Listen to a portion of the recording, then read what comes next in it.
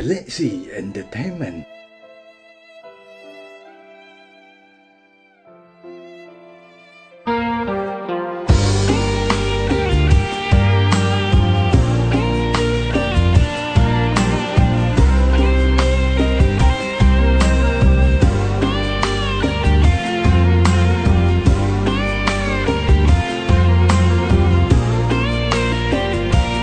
ចេញពីស្រុក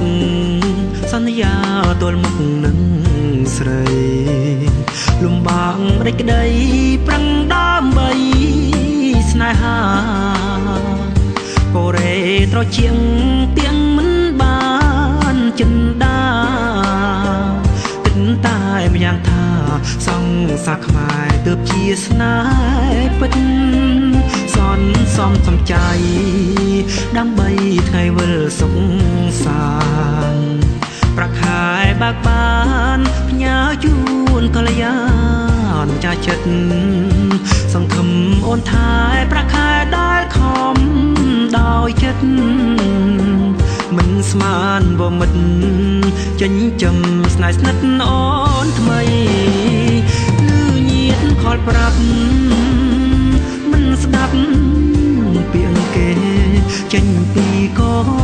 រ៉េរីរេរកថ្លៃដល់ទួននឹងភ្នែកយំយ៉ាច់ទៅបាច់ទ្រូងខ្សៃអូនអបញឹងថ្មីដូចជាភៀងក្ដីគេណាំងសង្សារបងអើយមិនគូលយខ្លាំងបងឈឺចិត្តណាស់ឈឺណាស់ដឹងទេ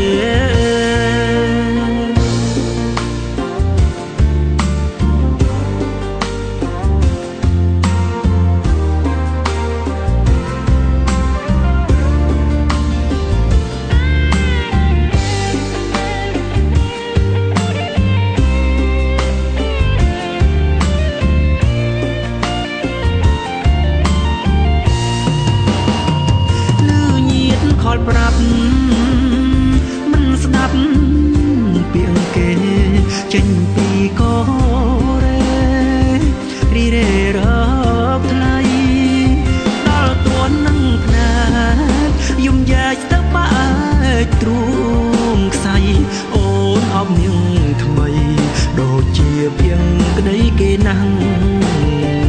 សង្សារបងអើយមិនគូលយខ្លាំងបងឈឺចិត្តណាស់ឈឺណាស់ដឹងទេឈឺចិត្តណាស់ឈឺចិត្តណាស់ឈឺ